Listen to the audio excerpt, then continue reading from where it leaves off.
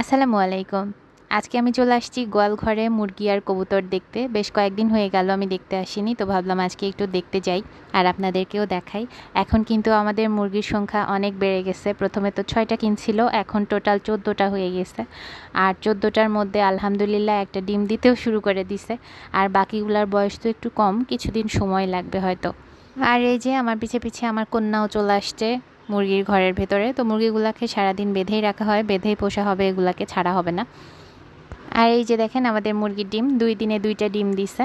তো বাসায় এসে হচ্ছে ডিমগুলাকে একটু ভিডিও করছিলাম আপনাদের সঙ্গে শেয়ার করব বলে।